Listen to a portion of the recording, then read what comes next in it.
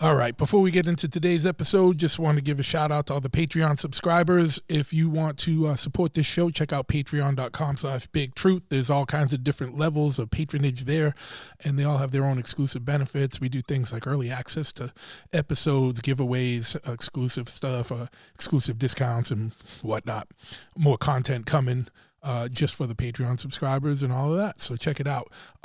If you happen to be in the unfortunate situation where you find yourself in a motorcycle accident, you need to check out the Glassman Injury Attorneys on Instagram at Gotta Get Glassman, or give them a call at 617-777-7777. Again, the easiest number in the world to remember, 617-777-7777. Now, that one I hope you never need to use, but if you do find yourself in that situation, hit them up because they're bulldogs and they're going to do it. They're going to get you what you're owed. And I'm not a litigious dude, but if someone's distracted and driving and smashes into you, and God forbid, you know, if your bike's screwed up, that's one thing, but God forbid you're physically screwed up, get them, you know what I mean? Like, let them learn to not text and drive or do some dumb stuff. But anyway, that said, get Glassman on the case because they're the dudes. Nationwide too. If they got someone they can set you up with, and you got up to 3 years. So if something happened to you 2 years ago, you can still call them. Now, if you need artwork for any reason, or you're interested in art, you're a fan of art, collector of art, or you punched a hole in the wall you need to cover up, or you just have some blank spot, or you want to brighten up your workspace, your garage, or your tattoo shop, or your house, whatever. Especially if you have a tattoo shop, you need to get in touch with Tattoo Flash Collective over at tattooflashcollective.com and on Instagram at Tattoo Flash Collective. They got everything you need, whether it's tattoo flash or prints, all different size. They are tattoo artists and they support tattoo artists. Not all of it's tattoo art, but it's art from tattoo artists, but there'll be prints, like all kinds of rad art. Johannes has hooked me up with posters, and he helped outfit the Dipper, and I got a bunch of his flash at my tattoo shop, so it's all good stuff, and if you use the promo code BIGTRUTH at checkout, you get 10% off your order. If you are a Patreon subscriber, you get even a bigger discount with a different code, but you need to be a Patreon subscriber to find that code out. So check them out, tattooflashcollective.com. If you want more information on the podcast, just go to bigtruthpodcast.com. If you're into motorcycles and punk rock and choppers, and basically if you like this podcast, then you will like my motorcycle shop. It's Choppahead over at choppahead.com, CHOPPAHEAD. But we're not a website. That's secondary. We're a full brick and mortar motorcycle shop. We're a destination. You can come here. You can walk in. Just this week, we've had people from, I believe it was South Carolina, and we've had people from Europe here. We've had people from all over the country come in, right? So you can walk in. We got a showroom, a parts counter, apparel area with motorcycle riding apparel and shop swag. And then in the back, we're a full-service brick-and-mortar motorcycle shop. We build you a custom bike. We'll change your oil, everything in between, whatever you need. So check us out, choppahead.com, 13 County Road, East Freetown, Massachusetts. 508-995-6764, all right? That is the number. But today, I got my man Roger Miret on, who you might know from the band Agnostic Front or the Alligators, or Roger Miret and the Disasters. Iconic dude in the world of hardcore. The film Godfathers of Hardcore was about him and Vinny. No introduction even needed. Just listen right now.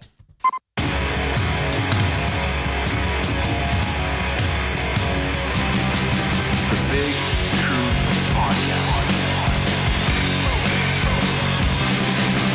Laying down the hatches! Get ready! Ignition sequence start. 6, 5, 4, 3, 2, 1. We have a liftoff. All right. Once again, we have liftoff. I want to thank you for tuning in to this episode of the Big Truth Podcast. And today I'm stoked to be here with my boy, who's like a living legend in the world of punk and hardcore. You know him from bands Agnostic Front. You know him as an author and as a godfather of hardcore, as the documentary is titled. I want to welcome my boy Roger Miret to the show. What's happening, bud? What's going on, Truth? How you doing, brother? Good. We're on the you're in the heat. I'm in the cold. We'll get it going. But you got a new book out. and I was stoked to be able to go over to the Bridge 9 to see that impromptu show and kind of like the Q&A about the book. That's kind of like a timeline of history, like of the band and music and an archive of all the things you've collected over the years. How's that going, man? And why don't you tell people a little bit about that book? And if you have it, I see it in the background there. Yeah, that's the deluxe version. That's just a hard case, and the book is right here too. Yeah, there you go. It's a behemoth of a book. What's that thing weigh? Like 8 pounds? It's 5 pounds. 5 pounds, yeah. It's like a heater. Yeah. But yeah, you get a workout of just looking through it. You don't have to go to the gym for arm days. Yeah. Just walk around the house going like that with it. Yeah. Yeah, basically, that book is it's really like a collection of a very intimate, personal time in life where, like, being in something, whether it was the New York hardcore scene or just a regular punk scene, anything like that, in that era, from anything from the late 70s going into like mid 85 into 86 was such a special time. That was like kind of when things were really like blossoming and really things are going places before it exploded into more of a more just straight up popular, type of stuff. So these pages here are like kind of very intimate, very like, it's very personal. It's like when punk and hardcore was very personal, when you went to a show and, you were within maybe 30, 40, 50, 100 people kind of shows, Yeah. And then it blew up, like I said. But it was just cool. It's kind of the start and creation of something. You can see it the way it starts. It actually starts in the 70s with Vinny. And it goes from his band going into the Eliminators, then going into Agnostic Front. I tell like only like 7 little short stories. And basically one of them is Stigma, the other one is the early years about the band without me in it. Then I go into United Blood. Then I go into Victim in Pain. Then there's a couple of small things. There's a little short thing on the Psychos, which is my band that was collectively running in the same time frame as Agnostic Front. Yeah. We're running side to side. But Agnostic Front was always a special band. I mentioned it in the early years that it was always the people's band for New York. Like people, like for some reason, they gravitated to Agnostic Front as people that brought that band, that brought people together, really very unity based.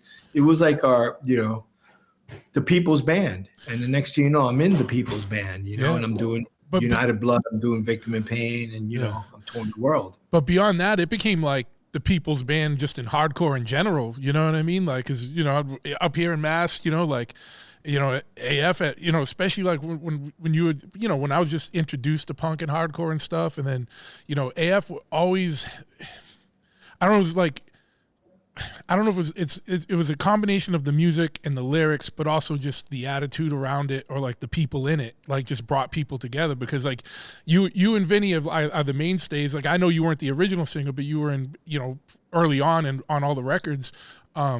But there was something about the message of Agnostic Front that always brought people together. Like that was always the cool thing, because especially in those days, there wasn't as many bands as now. So you'd go to a show and it'd be a mixed bill, and you guys were talking about, punk, the metal dudes, the hardcore dudes, we're all in this together, and that was always the vibe of Agnostic Front.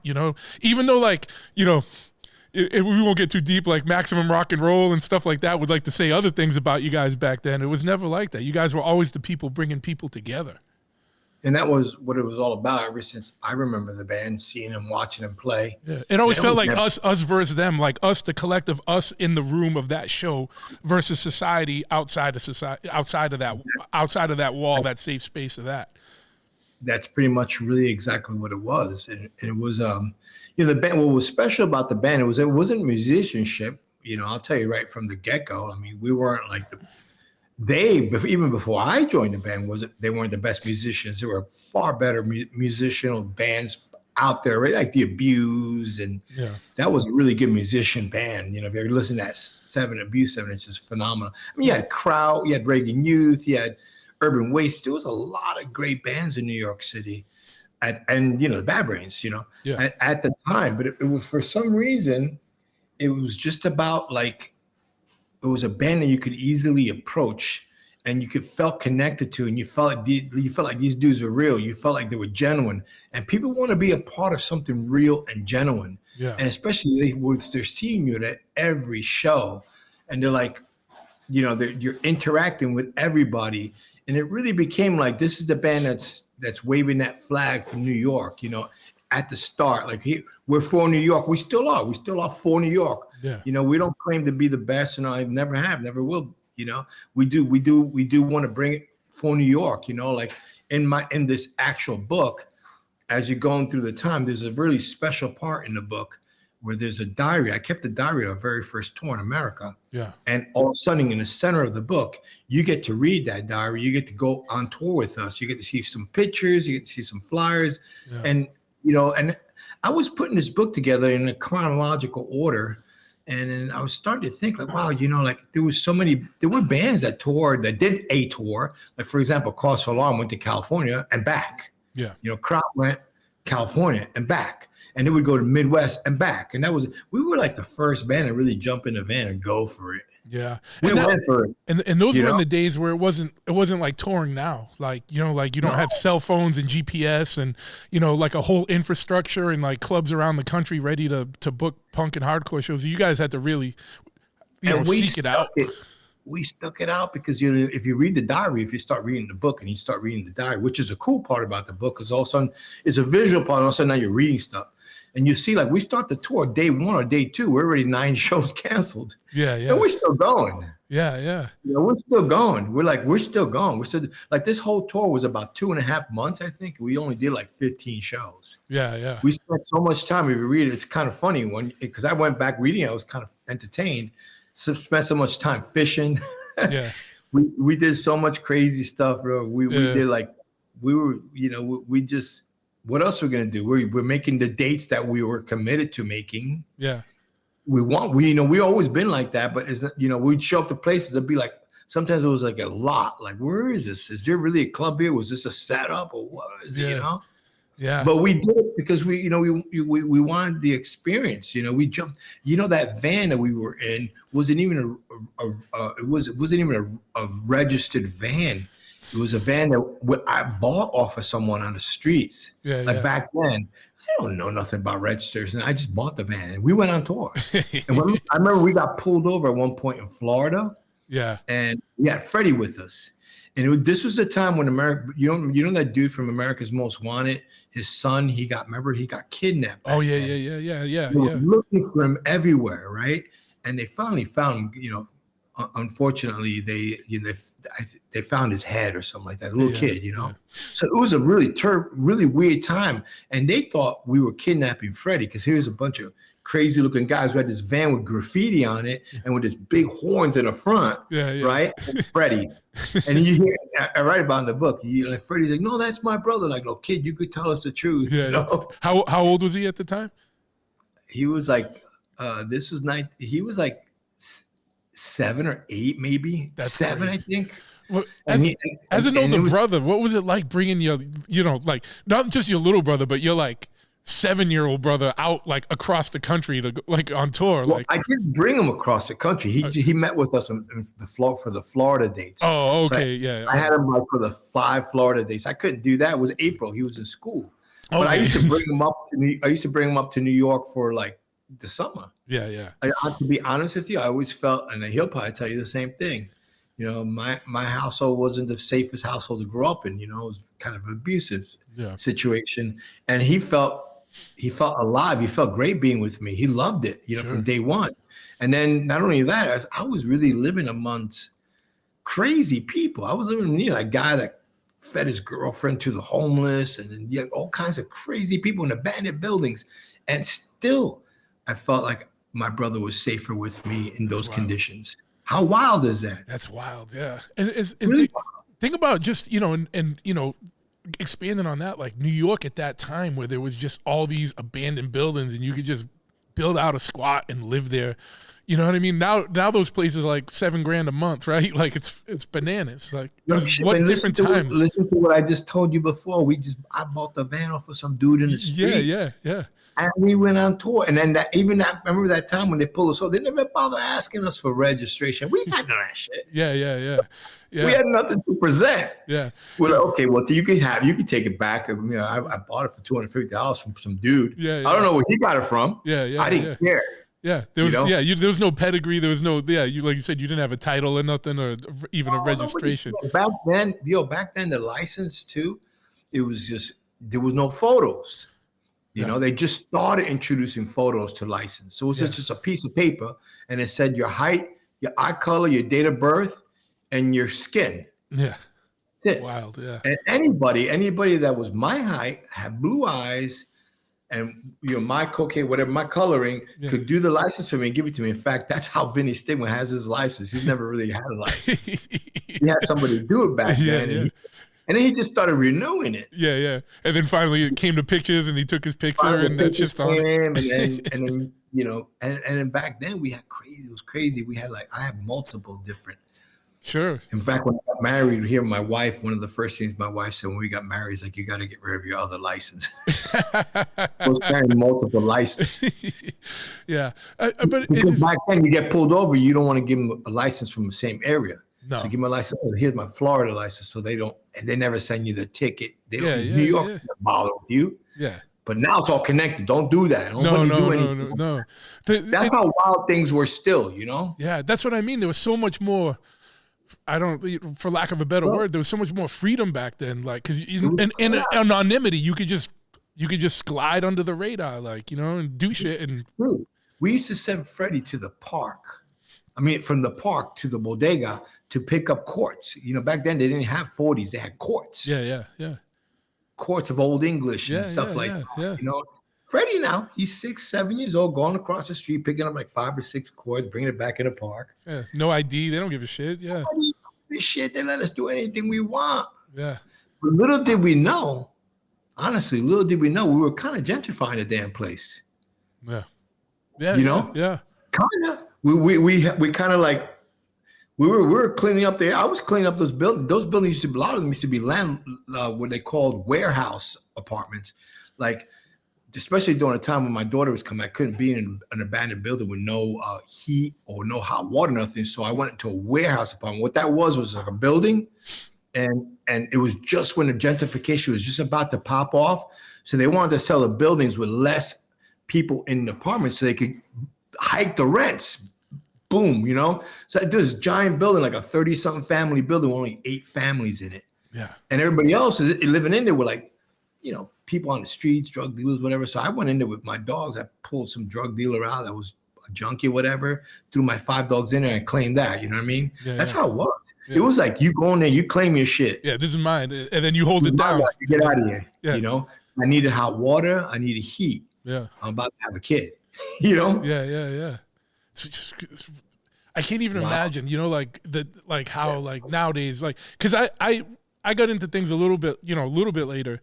But I started going to shows out in the late 80s and got to see some stuff in the late 80s in New York and CBs and stuff. But it was still wild, but it wasn't as wild as the early 80s. It was already started to get cleaned up a little bit. But I don't even recognize the city anymore. I was just the other day. I recognize. I was like, what's all these bike lanes?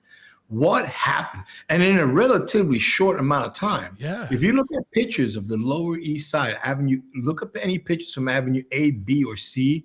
1980, 81, 82, 83, 84, 85. It'll look like a bomb hit that place. Oh, yeah. One building standing in a ratio of a full city block. Yeah. And cars with no rims, no tires on bricks, Yeah. I remember all the shooting galleries, the lines. It was the lines, a line going to a show, but it was a line to go into a shooting gallery to buy your drugs, and another line on the other door to get in and do it. Yeah. Bananas. It was crazy, and it was open like that, and the cops didn't care. Yeah, they didn't care. In fact, then they started. Then the gentrification. They had. I remember it was Operation Pressure Point. There you go. I remember right now. It was called Operation Pressure Point. It was to clean all the drug dealers, everything out of the Lower East Side. And I remember we used to have the drug dealers on the roofs, and every time the cops would come down the street, you hear arriba, arriba, arriba, and they start whistling. That means all the drug dealers go back in. Yeah. You know what I mean? And nobody out there hustling. And the cop would just drive down the street. So I remember I'm doing Operation Pressure Point. They cleaned up the whole Lower East Side. There was this one last dude. I think he was on 7th Street. I can't remember his name for the life of me right now. But this dude had all the buildings were abandoned. Now, you're talking about buildings abandoned like 6, 7, 8 in a row. He had broken through walls, underground tunnels, everything. That was a top-notch operation. Yeah. And they could never get this dude. You know, they finally got him. They finally cleaned up the whole Lower East Side. They got rid of everybody there. There were neighborhoods where there were kids, people living there.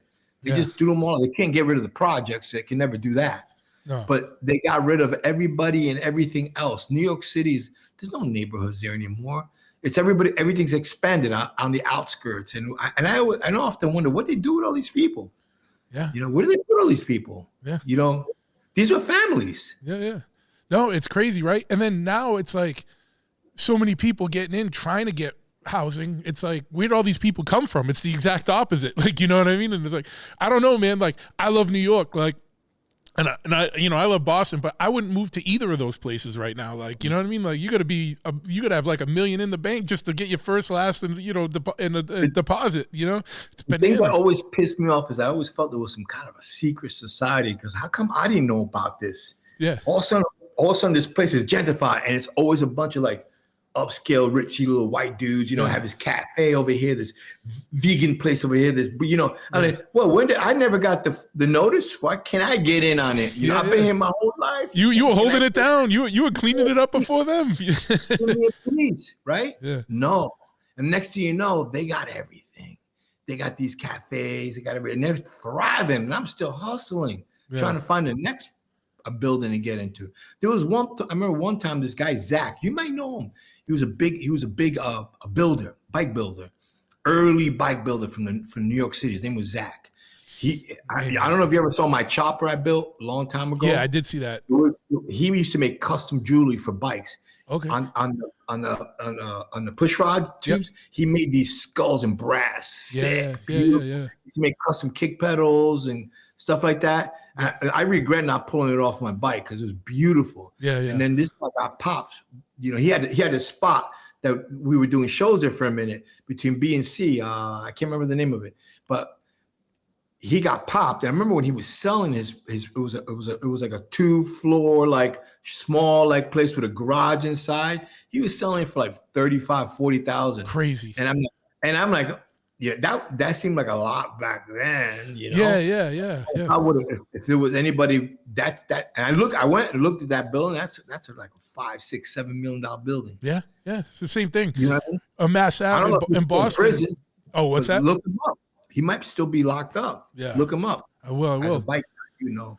Yeah, dude. I remember you. I remember years ago. Like, when did you sell that bike? Because I remember talking about that. Like, you were running something by me when you were getting rid of that thing.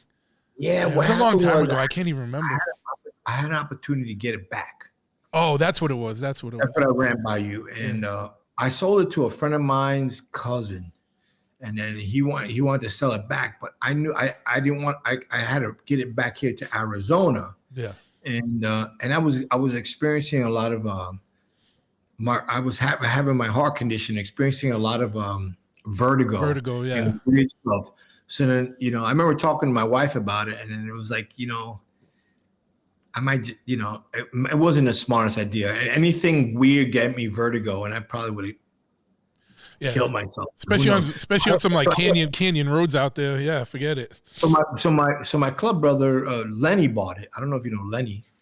He actually bought it, and he had it for a while. Then he went up. That's when he went up to sell it again. I had a third opportunity, and I still kind of passed it and went to Japan. Yeah. And then somebody in Japan, I remember seeing in like the for sale things in Japan. They don't even know what they had. Yeah, that thing was in that magazine was in Iron Horse. Yeah. Yeah, it was beautifully done, and I built that in my bedroom. I was building two at a time, an iron head and a shovel head, identical twins in my bedroom in Florida. I was building them. Then I brought them back to New York. I was at MMI. You were at MMI, yeah. And I came back to New York, and I showcased it with Don. You know, remember Don? He used to be with SD Cycles. He used to be Steg and Don. Steg then started doing cycles, and Don started doing as he kept SD. and they had that famous bike, the Taxi. Yep. New York Taxi. These are famous bikes, and we're an Iron Horse, you know. Yeah. Oh yeah. And we were like the kind of the innovators of people underneath it, the Indian Larrys, you know what I mean? Yeah. Yeah.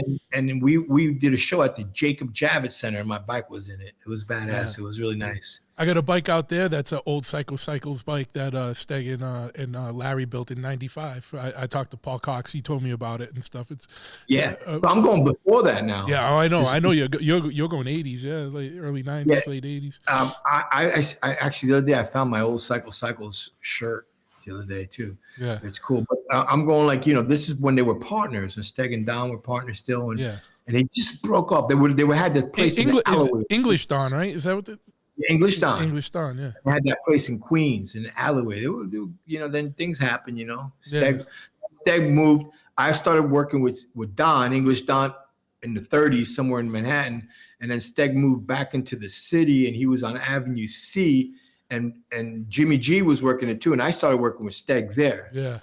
You know, and then we were working together. Then I'm like, I caught a job at Reggie Pink Harley Davidson. It was just better for me. Meanwhile, I'm still living in a squat this whole time. Yeah. And I'm like, it's just better. I had insurance, had stuff I needed for my family. Sure. And it was consistent.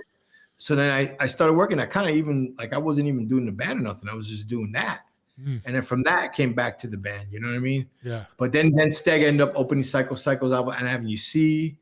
After that place, not Avenue C, on in the Lower East Side, somewhere on Avenue C, I was with him somewhere in the Lower East Side. Then he eventually moved out. Yeah, yeah. You were actually parked in the side of the squat. Yeah, Jimmy's told me a bunch of stories about working too in his old pan shovel and stuff. And yeah, dude, we had blast, man. Yeah, that must have been wild times, man. And but yeah, you were ahead of the curve on you know, just as a joke, like falling back, but like on real estate in New York, because I remember, you know, years later when I was hanging out with you at one of the Rumblers shows, and you were like one of the early dudes that, like, you know, like adopted like Brooklyn too, and like you had all the spots in Brooklyn before they blew up, like, but maybe even clubhouse there. We had everything there. We had a cool clubhouse. Yeah, and that went the way it went. You know, like, you know, the whole time I just couldn't. I remember this one time. This really. I was in Long Island City. You go to Long Island City now. I remember they offered us, and they built this one high rise. They offered us a space. It was $25,000 just to buy in. Yeah. But then the costs, the monthly maintenance was like ridiculous. But it was cool. There was a school and everything in the building. And then I'm like, I forget it. They end up building like 8 or 9. They have a whole new skyline in Long Island City. Yeah, wow. So I was still in a rent-controlled, real 2-bedroom apartment back then. And this one opportunity came up when there was an old firehouse, and I've always wanted to live in an old firehouse. Yeah, oh yeah. And it popped up. I just thought it's the coolest thing to live in an old firehouse. You could park your cars in the bottom. Sure, yeah. You know, thing, and you know, and it was right there, right in the Long Island City, right across the street from the police precinct, on the first stop in Long Island City, and it was for sale for something like, at that point, like 180, maybe 200. Yeah. I remember hitting my brother Rudy. He was like, oh, you know, he's I don't know. Boom, man, that place is worth millions. Oh yeah. But I didn't have the money anyway. I was trying to figure out how to get money to do this. And my brother just didn't. He was in Florida and he didn't understand what was going on. Yeah. I'm sure, like, you know, it is what it is. I had to leave New York City to actually own anything because it's impossible. Oh yeah. It's one of the few places where it's cheaper to rent than to own. Yeah. And then, you know, on top of it, like the stuff we're into outside of music, like hot rods and bikes and stuff, like trying to find a place to store a car, never mind a couple bikes in New York is bananas, especially nowadays, like, you know, and it's like, especially the level of car you are building, you know what I mean? Like you can't have that out anywhere. You can't put that on the street, dude. Imagine that. And we had a really nice spot. And it turned into like this hipster barbershop thing. And then it turned to something else. It's still there. You know, it is what it is, man. Yeah. So, you know, I know you've talked to a couple people about the books and stuff, but one thing I wanted to ask you about as you were going through the book, because, you know, it's a timeline. And if anyone's seen The Godfather's of Hardcore, like the scene where you're opening your trunk, a lot of the stuff from this book was the stuff that was kind of in that trunk, right?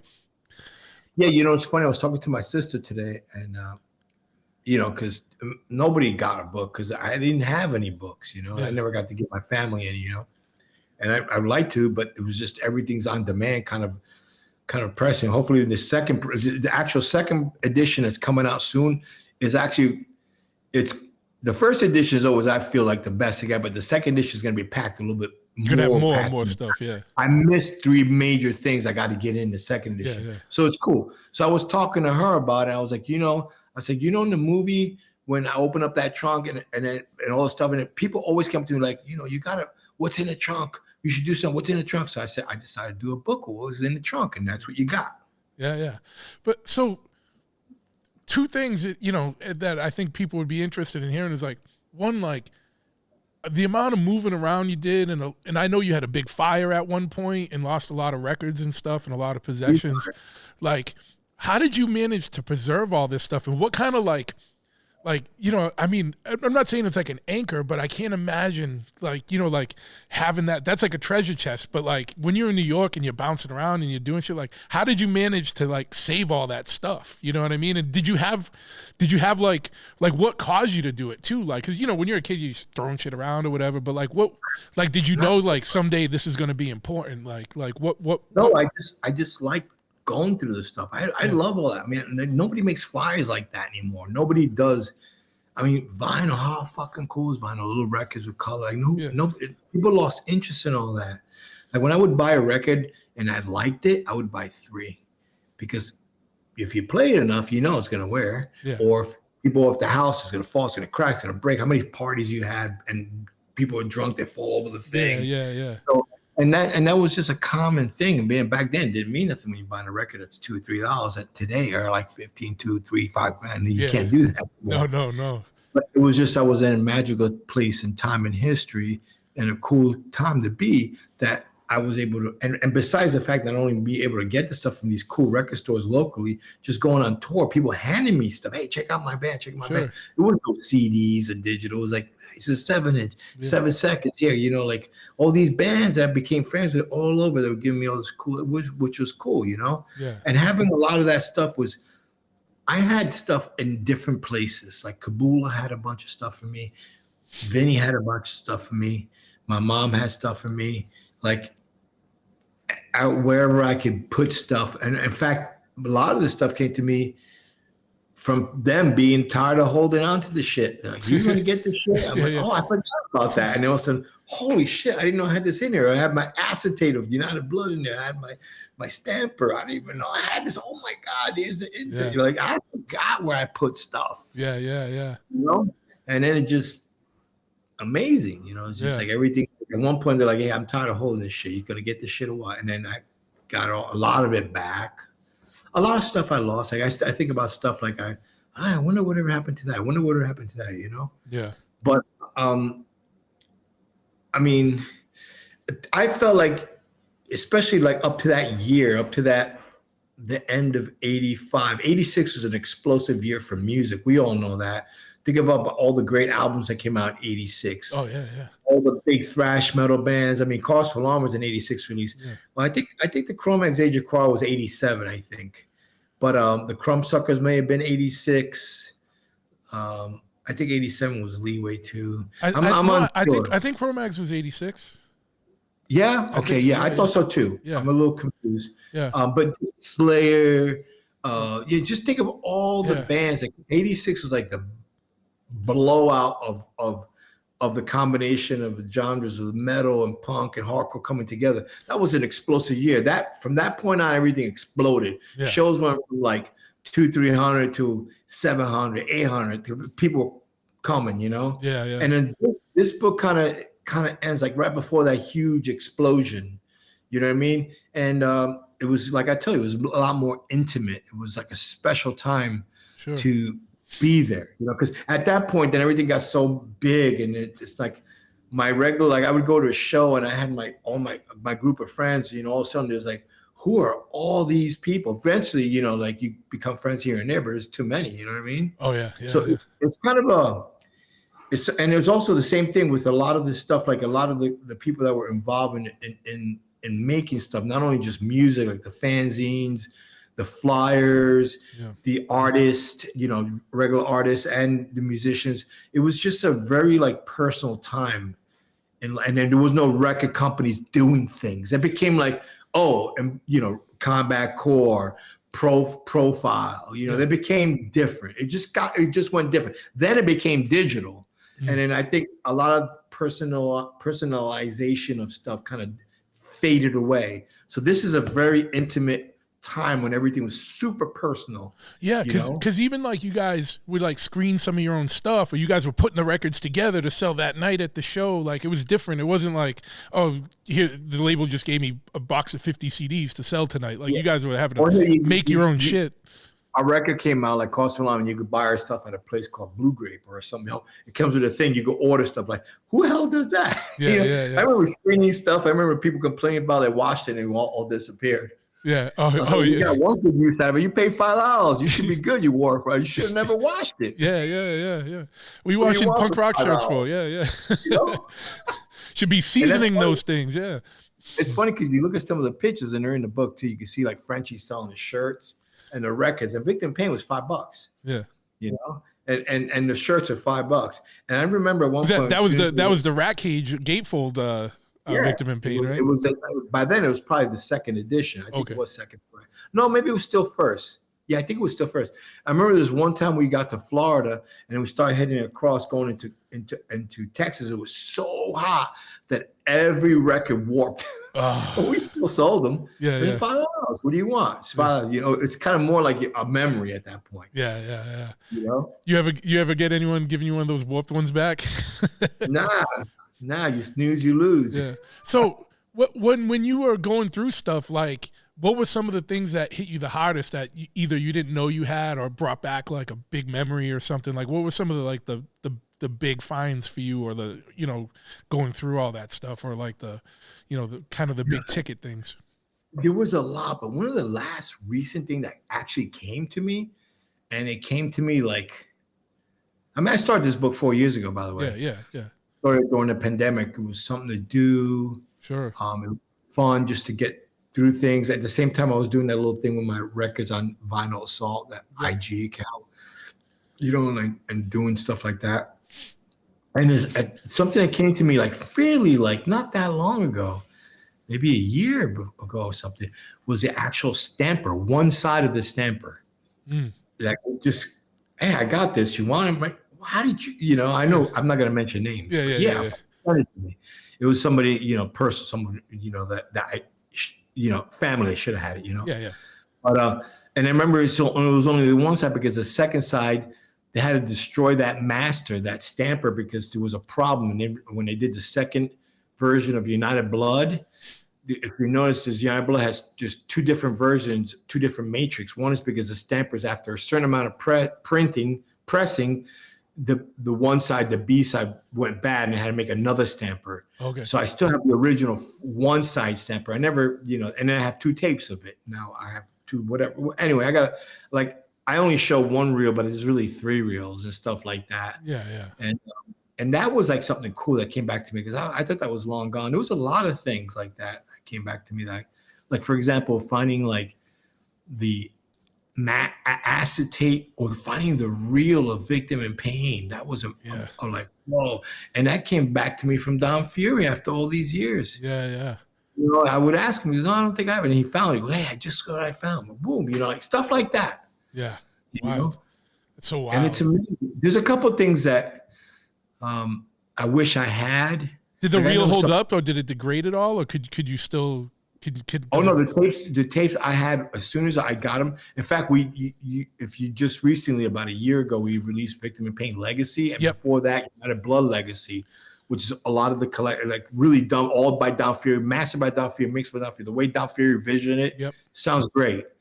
And they were those are from the reels, and those are baked. They were all preserved, baked reel, because everything that was coming out was from the CD, like digital CD, printed to vinyl. It didn't sound right unless you had Victim in Pain first or second version, original Rat Cage. that sounded great, but then everything after that was weird sounding. And then this new one is amazing. If you're gonna get any of the Victim in Pain or United Blood, make sure you pick up the Legacy. Yeah, it's a world of difference, especially United Blood. You can hear Rabies playing drums really good and stuff like that. yeah. So anyway, like some of the stuff, there's stuff that I wish that I had, and it kind of stuff that I get bummed out. Some people still have some of this stuff. I'm like, dude, you want to trade or something, and if some people just want to keep it for whatever reason, I don't even think they want to keep it for personal reasons, to be honest. I just want to keep it for scene points. I don't know why the hell they want to keep it. Yeah. Like, but it is what it is. And being like a collector and I used to trade things and stuff like. Now I know who to stay away from and who not to, and I know people. Like how many times I put you on the guest list? How many times that you came to my shows, whatever, and I'm trying to get one thing from you, you act like. Yeah. And I'm not trying to get. I'm like, I'll buy it from you. Whatever. I want to put in my. It's just weird. You get those people, but then you know what? That's okay. That's a check. That's a check, man. Yeah. Next time. Yeah. Well, you know what? Too. It's like like say you had some. Who they are. That's all. I know you got some rare Misfit stuff. If Danzig wanted it from you, you'd be like, Well, I'm talking about. Real personal things, yeah. No, like there's a couple things that people from other bands that people have wanted from me, and I've given to them that I've had. Yeah. And there's some good people out there that have done the same thing with me too. Sure, yeah. I'm saying there's a couple of things I would like to add, and I know where they are, and then you get like a comment like, yeah, when I'm ready, whatever. But hey, I'm trying to do this book. Yeah. Or at least let you have it enough to like do the proper photograph to include it. Yeah, it's like. But it is what it is, dude. It's all good. I mean, I'm not complaining. You look at this book. There's a lot of shit. There's a lot of shit that make it to the book. Yeah, I had to skim it down. I remember when we started, it was 400. We had 470 pages. Yeah, that book would have been like $500 because it's all photographs. Yeah. So we were like, whoa, what are we gonna do? And then we had trim it. We were trying to get it to under like 250 pages that we couldn't. We were trying to get a price point just because people, sure. We just couldn't do it without making it look bad. I'm like, I want this right. If it costs a little bit more, people when they get it and they see it, they're gonna realize they got something special. Yeah. And we got it down to 350 pages. Yeah. And that was a miracle. Yeah. And it's not a cheap book, but it's not a cheap book, if you know what I mean. Like, you're getting a lot. I mean. That's like history, man. That's like a history, that's an archive, that's like, and it's like, like I slept that day. I had to bounce out, so I didn't be able to get one from Bridge 9, but I'm going to call Chris this week and be like, you got any more stash? Like, I'll buy it. but no. We're on to the second edition, but here's the thing. January 16th, it's a few weeks away. That second edition, if you didn't pre-order, you're done. Yeah. That's it. No more pre-order. The second edition. We're moving on to a third edition, which already kind of started. And the third edition, we're losing 150 pages. Yeah. So the second edition's the one. Yeah, get that. First and second edition. Yeah. To get the big bang, like, whoa. Yeah. The third edition is going to be a paperback, no longer a hardback. And it's going to be a lot of stuff condensed, smaller. Sure. Really condensed. You can't like physically the density of a book that big, like you can't have the full hardcover in that soft cover and like preserve it. Like pages are going to be thinner. This is 100 weight paper. Yeah. Where I have to go to an 80 weight. We're just condensing it down to like hey, you had 2 times to get this masterpiece. Beautiful. It's a beautiful book. I mean, even Vinny is like, wow, Roger, this is incredible. Yeah. He's like, this is like like he's blown away just going through it. He's like, this is beautiful for the band. It's like the equivalent of Ian's film, The Godfather. It's beautiful. For the band, it was a beautiful film. It's like it's the equivalent of that for the band, a historical value. Yeah. That movie and this book, as far as Agnostic Fun, it's got a lot of historical value to it. Yeah, man, for sure. And and I know for you guys personally and for the band, but I think just for hardcore and for music enthusiasts in general, like, you know what I mean? Or fans of like, or people that are interested in the history of like New York subcultures, you know what I mean? It goes beyond just the band, and I'm not discounting it, you know what I mean? I'm just saying it's even bigger than what you're saying, you know what I mean? It's important stuff, and anyone that's into punk hardcore stuff, like they should be checking this out. Either one of your books, you know, or Vinny's books or whatever. And I gotta get Vinny on to talk to his book too, about his book too. Gallo's gonna roust him up and get him. But I feel like the last holdout is Vinny's apartment in New York. Once if Vinny ever leaves that apartment, New York is falling, and that's done. Yeah, It's done. That's it. That's the last Ain't going stronghold. nowhere. He's like the cockroach you can't kill. Yeah. If Mott Street falls, forget it. It's done. It's done. But yeah, man. Like, was there any, you know, like, I'm a nostalgic guy too, and I love, and there's nothing more like, you know, and I'm not going to repeat them because, you know, your stories and stuff, but some of my favorite things is just hanging out with you guys backstage and or like you and Vinny talking about shit from tours, and like there's some funny one, like the one with the cat and everything, like in the van, like that shit's fucking hysterical to me. I laugh about it all the time, but like going back and going through, like whether it was your first book or The Godfathers or like this new book, what are some of the, you know, you guys have a 40-something year history in career and time span in this. So it's bananas. Like, you know, think about like when we were kids and you get into music, and like music that was 40 years old was like weird, like, you know, like 40s, like whatever stuff, like, you know, like 40 years ago from now, you know, 40 years from today, you can listen to United Blood, or you can listen to like, you know, Drug Free Youth, or, you know, any, you know, weird, you know, different stuff. Like there's all kinds of old, you know, or SSD or whatever, like every city had their early 80s hardcore and stuff. But out of a 40-year, you know, history and a 40-year career in this, like, what are some of the biggest, like, standout moments for you, whether it's things that you've always held with you or things that, you know, hit you when you were looking through all this stuff? You know, Honestly, I think the very start is standout. I mean, it wasn't the biggest part of our career. It was the most personal. It was the most, like, and I talk about it. If you read the very few parts I wrote, yeah. it was a time where we were really connected as a family. We lived it 24/7. Even in our sleep, we were living it. And it was just we needed each other. We looked out for each other. We were like each other's life support in many, many ways. You know, we you know, even though the crazy stuff we went through and stuff like that. But I think the early years of Victim in Pain has always been a very special record for me. I'm not knocking down anything else. I love Cause for Alarm too. Yeah. And on, you know. Yeah. But these are just special times in our life where we were really free. We were born free. I mean, we were free. Yeah. We could say what we want, do what we want, be what we want, and no fucks given, bro. Yeah. And it felt so good to just walk out that abandoned building, go to that fire hydrant, brush your teeth, and just look around, and everything looked like shit, but everything looked beautiful at the same time. Yeah. Just walk down the street, you know, and just like it felt so good to be alive. I don't know. I can never explain it. You know, sometimes when you were just talking about like my brother being like 7, you know, like there's pictures in the book, you know, 6, 7. Like we're watching a Bad Brains show. He's a little kid there with a little spiked hair, you know. Yeah.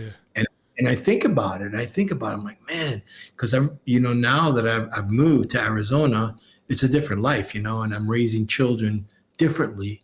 And I'm, you know, I married a beautiful woman, a smart woman, you know, and we like, you know, we want to raise the children a certain way, you know, and they're in a very, between us, you know, they're very safely brought up, not like both myself and my wife's upbringings were hard. They were critical. They were pretty hard on us. We didn't have the best of upbringings, you know? So we didn't want to do that. We didn't want to bring that to our children. We want to, you know, give them something safe, a good grounding place. But then at the same time, as this whole thing is processing through me, I would look at my son at 8, at 7. I'd be like, what was I thinking bringing Freddie around? Yeah. But everyone, you know, like, survived. We survived. And it's a little boy. Like, would I do this to my son now? Like, no. What was I thinking? Yeah. But you know what the difference is? My son is safe. He's happy. Yeah. He's in a good household. There's no reason for me to do anything like that. Yeah. And Freddie, I wanted to get him out of a toxic situation. Yeah. That's the difference. But it's like, what do you think? Because I think about this a lot. You know what I mean? Especially now that I'm older and stuff. Like the way I grew up, even was a little different because it was a few years. You know, back then, early '80s, mid '80s, late '80s, there was a difference. You know, just even in a few years. But like when I started coming around, it was like mid '80s, '85, and I was still a kid. But the way I grew up with the freedom that I had, which was even a little bit less than what you guys had, like, but like the wanderlust, like you know, taking the bus from Boston, like telling my father, I'm like, I'm crashing at my buddy's house, and then we would take the bus to New York and go see a show at CB's, and you know, like the adventure was just getting there, you know what I mean, like and everything, like, but the freedom we had, like it doesn't, like the world ain't the same. Like I always wonder how it's gonna like play out with like the younger generation. Like it's not. Just think about what you just said. How old were you when you did this? Like 13, 14. Well, no, the first time I went to New York, I was 15. Yeah, we took the bus. You can't get on a bus if you're under 18, 19, 20, or with an ID now. You can't do any of that stuff. Yeah. You can't go to bodega and buy a 40. Yeah. You know, at 7. You know. Yeah. Like those days are over. Yeah. Because I remember that too. Like I remember going to a bodega with my boy Ryan Sikorsky, and he was from New Jersey, but he'd go to shows in the city, and he's just putting stuff in his pocket, grabbing a 40. I was like, yo, what do we got? He's like, nah, they don't give a fuck. Just walk out, like whatever. Like it was just wild. Like it was just like whatever. It's like, and it was just like, it's fucking. But you know, we're living in a world where there's cameras everywhere, man. Yeah. And that's another big difference. Yeah. Oh yeah. And cell phones, and everyone got a camera in their pocket. If there's not a camera on the street, like, they don't even help people. They rather take it out and record it. Yeah. You could be like freaking in a time where you need help. Yeah, you could be getting jumped by like 7 dudes, and no one's gonna do anything. They're just gonna film it and put it on YouTube or whatever, or World Star. Yeah, it's a different time for sure, man. But I don't know. Like, I don't, you know, like like I don't have a kid, but if I had a kid right now, I would almost feel bad, like, because it's the same thing. Like, yeah, it's awesome, you're safe, you're not dealing with the bullshit I dealt with. But sometimes I feel like overcoming that adversity made us kind of different people. Like, you know what I mean? And they have different adversity. Everyone's got shit they got to deal with. But like, you know, there was some like real life or death shit back then. Like, you know what I mean? I totally agree with you. I used to always say, and you know, I would never want any of this to happen to my son. No. Which is crazy. This is when I was on my own. Yeah. I used to always say, you know, you're not really you haven't really experienced or you're not really a man until you either gone to war or gone to prison, because that's like some hard shit. Sure, yeah. I would never want any of that for my son or anybody at this point. You know, it's horrible. Those are some dramatic experiences I've had in my life. You know what I mean? I was strong enough to go through it because I was raised a certain way. Yeah. But some of these kids aren't raised the way we were raised. No. Like, you know, like could they handle it? I don't know. You know, so it's just different. The whole upbringing, everything was different. You know, like, and you are a product of where you grow up. That's for sure. Well, that's the key point, right? Like, if you took a kid now and dropped them then into like New York in '81, probably couldn't handle it. But if you grew up in it and adapted to it and evolved in it, then yeah, you just learn to roll with it, and that's just part of your life. Absolutely. We had members that were from out of New York, and they actually did a tour some with us, and they couldn't hang. Yeah.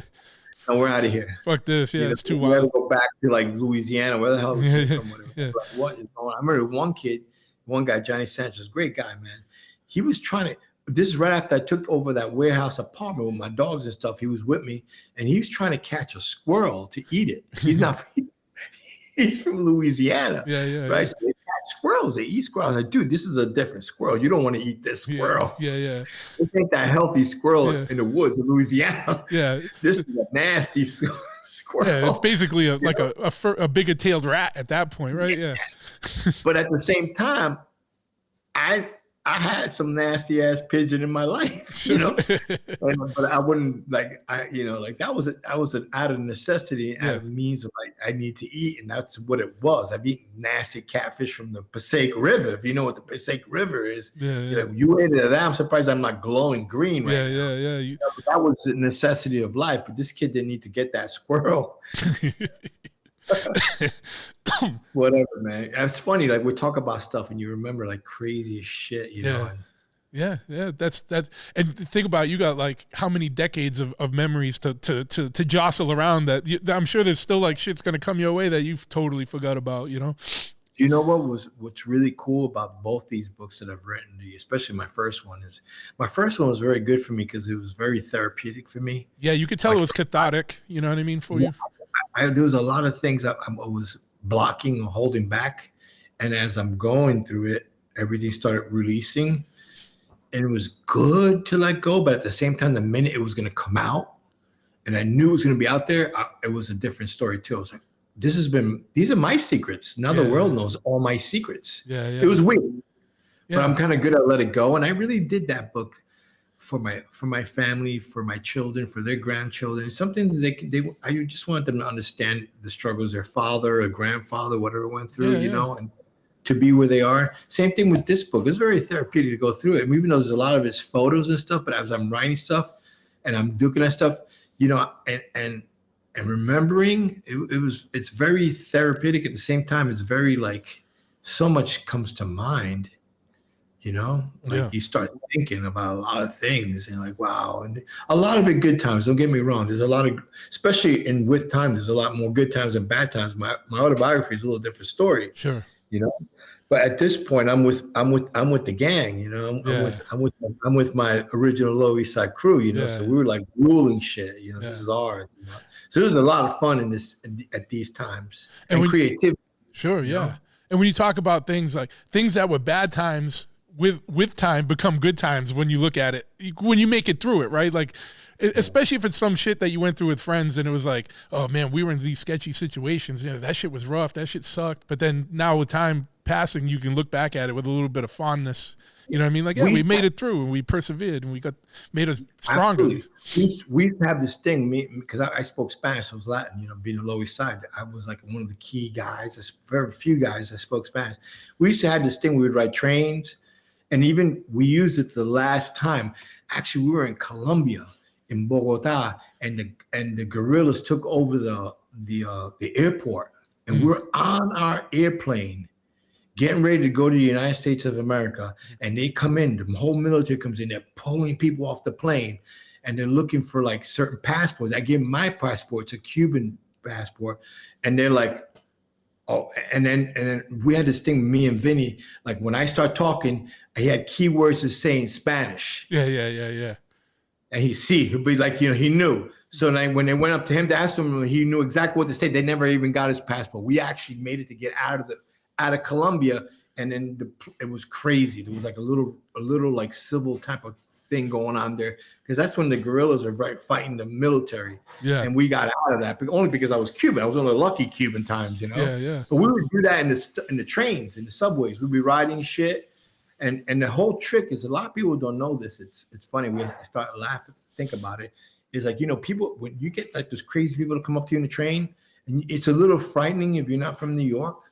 You don't know what to do, but we knew we have to be crazier. Yeah. How crazy? Crazy, you got to be double the craziness. And then they fucking back up. They're like, whoa. And that's how we approach life. You know, like, you know that. It's no different than when someone comes up to you and says something to you and they like step into you, whatever like that. You just got to be on top of it. Hey, win or lose. You know, you whatever could happen, but at least you're on top of it. And you get a little bit of respect from that, you know? Absolutely, man. So we talked a little bit about, a lot about past and stuff. Like, I know you got like an hour, so I just want to be respectful of time here. What do you got coming up? What's Agnostic Front or got coming up? Or are you guys going to do any more book tours or book events or anything like that? I know we're going to do like little book events on the weekends now, because these books are hard to carry. My own book and Vinny's book. Like I said, my book's 5 pounds. Yeah. 7 of them make it into a box, and then there's only so much you carry in a van, you know? Yeah. So we're going to do like these little drop-in weekends only, like a meet and greet, but just like, you know, you could get the book, we'll sign it, we'll take pictures, whatever, just kind of something like that. So if you haven't gotten the book, at that point, it's the 3rd edition. It's a little bit different, you know? And the same for Vinny's book, you know? We're going to do some of that.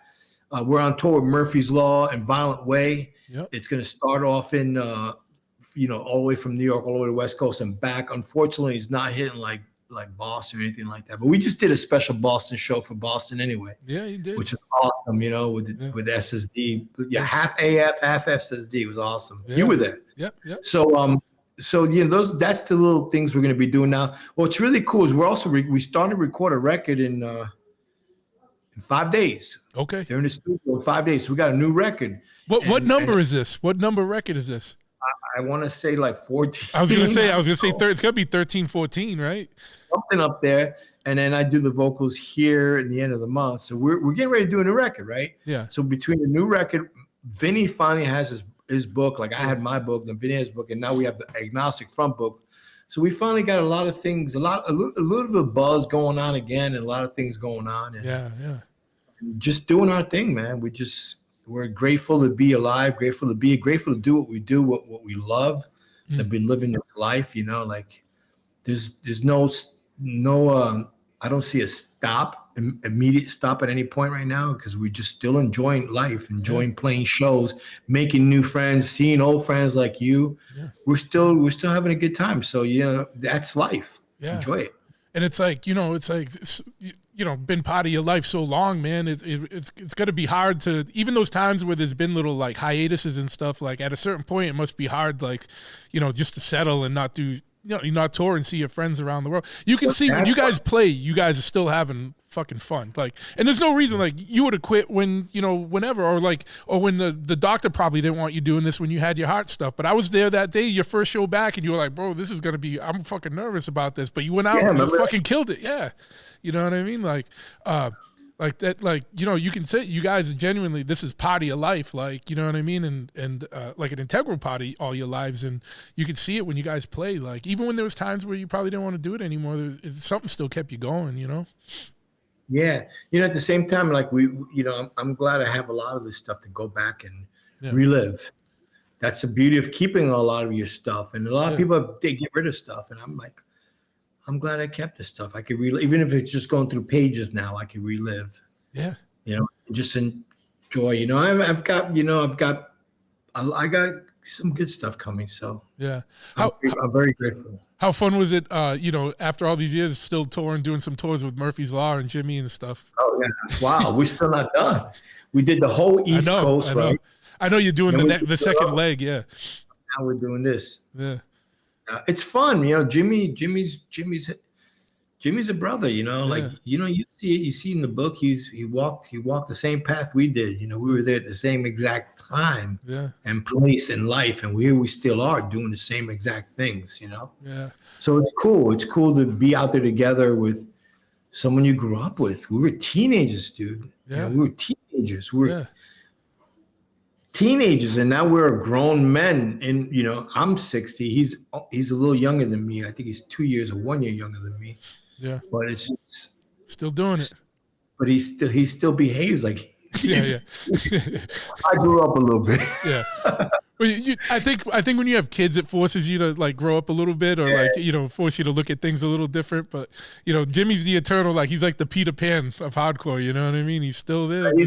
He's loving it too, So you got to give it to him, and you got to give it to those that are stuck around and still believe in what they do and love what they do. And, like, and then people are like, oh, what's grateful about bands like my band, Murphy's Law, a lot of the older bands, whatever. It's like we had our party, and our party was in the beginning, early '80s, and we were the life of our party, and. What's cool about it is that there's a bunch of new bands, and now it's their party, but it's cool that we know that we're always invited to their party. Oh yeah. You know what I mean? Like we come in and we're welcomed, so it feels good. It feels good to like have that gratitude from a lot of bands. And we've inspired a lot of bands at the same time. A lot of these young bands have inspired us, and I've always say that. It's just because we go on the road with the young bands, we meet people, and we stay relevant for that reasons. We unconsciously, we're kind of all inspiring each other. So It's cool, Yeah, absolutely. But dude, imagine being a kid now, right? 15-year-old kid now getting into punk or hardcore, and like you were there at the beginning. I was there a couple years in, and I only had a couple years. I missed like 81 to 83 or 84. I missed that stuff, like, and I had to catch up on. I can't imagine trying to catch up on 40 fucking years of fucking music, dude. Like, it's fucking bananas, like, and it's like you said, so it's like. It's their party now, and it's good that the torch is still going, and it's like, it's good that there's like this many generations at a show. Like, you go to a show now, and there's like people that look like that, the people that are literally grandfathers that are there with their kid or their grandson, you know what I mean, and or whatever, and it's generational now, but they're still there. And that's because it means something. It's more than just a regular genre of music. This is like more than music. It means something. Like, whether it's family or whatever, it's a way of life for a lot of people, and that's what I love. I think in Ian's film, The Godfathers, or our film with Ian, that really came across strongly. Yeah. And a lot of people came to our shows. They were like, man, now my mom finally understands me. Or I met people's parents, and like, I used to think this is crazy music. I'm like, oh. Now I know. Now like it's a lot. People are too quick to judge a book by its cover, Sure. Yeah. And it's funny. It's a funny thing because I was always crazy doing all stuff, and my mom had a lot of her friends, and they had a lot of straight people, and they're all like accountants, lawyers, whatever, but they're all doing like crazy drugs and crazy shit. But my son looks crazy with a giant mohawk, whatever, no eyebrows, but he's not doing any of that shit, you know? Yeah. So you judge a book by its cover, there's good and bad in everything, bro. There's good and bad in everything, and every religion, race, everything, you know what I'm saying? So I like to stick to the people that want something good out of everything, and like to stay positive, and I like to talk and speak to them. You want something, positive and good. Yeah. Any negativity, I don't want nothing to do with it, man, Yeah. And then I come from a time where politically incorrect was correct. That's a glorious time to be in a band. Now you think about it, if the Sex Pistols were a band today, they'd probably be canceled tomorrow. Yeah. Well, that's what I would say. Like especially like, and not even like Sex Pistols. You take a band like Discharge, which is like heroes to a lot of the crust punks. But I'm like, if you listen to those lyrics, those are like alt-right lyrics at this point. You know what I mean? Like, it's bananas how things have flipped so hard, man. Like, and I love Discharge. You know what I mean? And I still agree with what they say. Band. Yeah, I'm just saying it's just a different world. Absolutely. And people are quick to jump to things, but I'm glad I lived in a time where I didn't have to have a straitjacket and duct tape on my mouth and be a punk rocker. Yeah, exactly. Like you didn't have to worry about getting canceled as a punk band. You know what I mean? It's like, if you're a punk band, you should be cancel proof, because you should be able to say whatever the fuck you want, and if people don't agree, they don't support you, but they ain't canceling you. You know what I mean?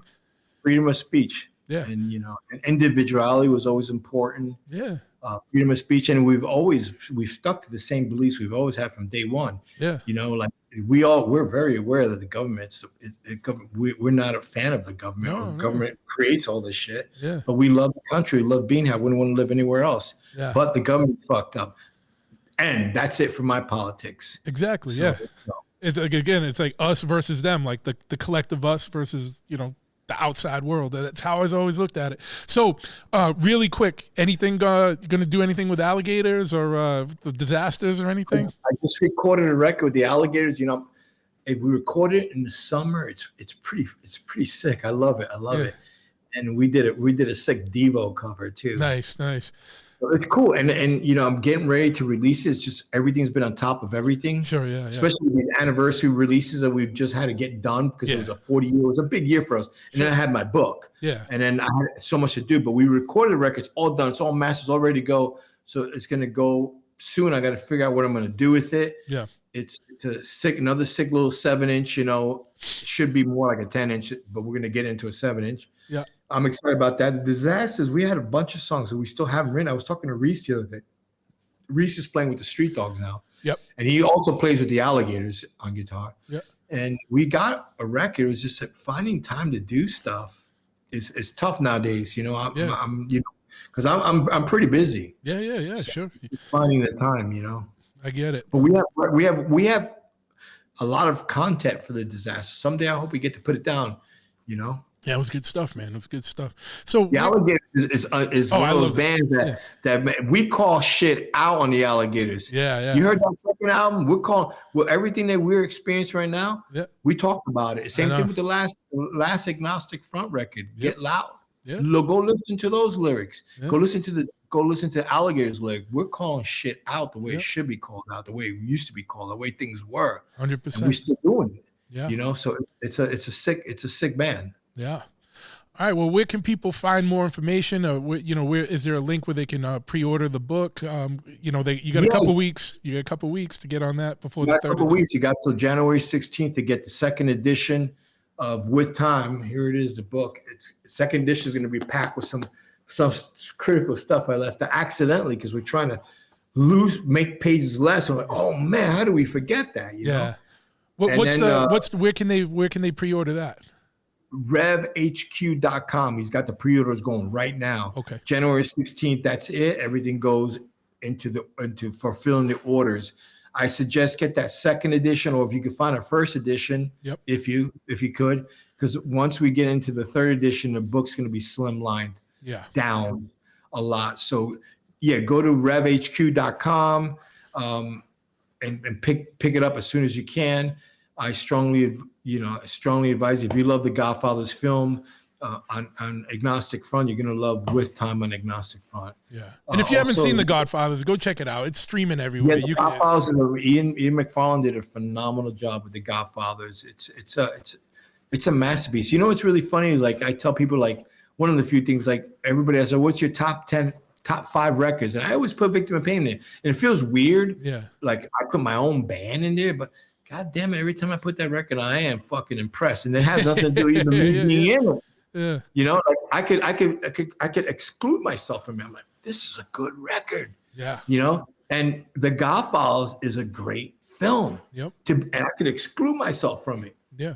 You know, and and sometimes I do that. You know, I'm like, I got to give credit where credit's due. Ian did a phenomenal job. You know. Yeah. Because it's not like a documentary on like the history of Agnostic Front. It's the story. It's like you and Vinny's story. Like it's like a story. It's a complete different. It's not what you would expect. Yeah. And that's what's really mind blowing. Yeah. You know, and the same thing with it's.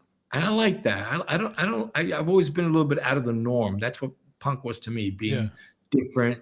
You know, so it's good to be a little different, stand out in a different spot, in a different corner. You know. Yeah. We were like that throughout the whole '80s. We were the only band that wasn't on like Profile. Everybody signed to Profile. We were over here, but at the same time, we had a lot of clout because Chris Wilson had to deal with us. We were in one of his bands, so now you had to come see us. Yeah, you know, So it was always cool. Yeah. But also, if you get a chance, follow Agnostic Front NYC on Instagram. Follow Agnostic Front, of course. If you want to follow me, I'm on Instagram, Roger Miret. Another cool thing to follow. If you're into history and looking at like records and stuff like that, follow Vinyl Assault on Instagram. And then again, I want to thank you, Truth, for doing this podcast. This is long overdue. Yeah. I've been wanting to do this for you for a long time. I just haven't had the time. And I'm like, now that I got time, this is something I really want to do for you. Yeah. Thank you. You were one of the few guys that I actually reached out to when I was doing my book and stuff. I wanted you to read some stuff because I value I like you're a smart man. Yeah. No, and dude, I appreciate that. Like when Ian was like, hey, Roger, I want you to read some of this and go over it. And I was like, oh, fuck yeah, dude. I was like honored, man. Like I was like, because this is like history to me. Like, and I'm stoked to be part of. No, it was very important for me. You're a very smart man. Yeah. And I was like, if I'm going to have anybody look at this, it's going to be you. You're smart. You know where I'm coming from. You understand. And thank you for that. Yeah, no, absolutely, man. I'm going to put all the links in the show notes. So if you're driving and listening, don't worry about having to pull over and write shit down. It'll be all in the show notes. Make sure you pre-order that book. One quick thing I want to tell you about, like when Ian was making the movie, he got that whole show that was recorded by a TV show, by a news show. There was a show at the A7, and it was Agnostic Front, but it was still when Watson was singing, I think. And I was singing. You were singing, yeah, that's right. But Watson was there moshing around, he jumped over my head. Yeah, he jumped over your head, and like Beastie Boys played, and Jimmy was there talking and stuff. Man, and that encapsulated everything you were talking about, like the early shows, like how small and tight and cool it was. And it was cool. It's the A7 Club. Remember that to a T. Yeah. That was actually my third or fourth show with the band too. Yeah, it was and I'm fresh. down, and Watson jumps over me, and in fact, we had no music, so they dubbed Kraut to us. It was weird. Yeah, which is cool. I love Kraut. Yeah, You know, so like Kraut music's playing, I'm singing. Yeah. And cool. I actually have the whole footage of that. And you know what I have that's a masterpiece. It's awesome too. And the 7-inch just came out of that. Is I have a full show at the A7 Club. The last show ever at the A7 Club.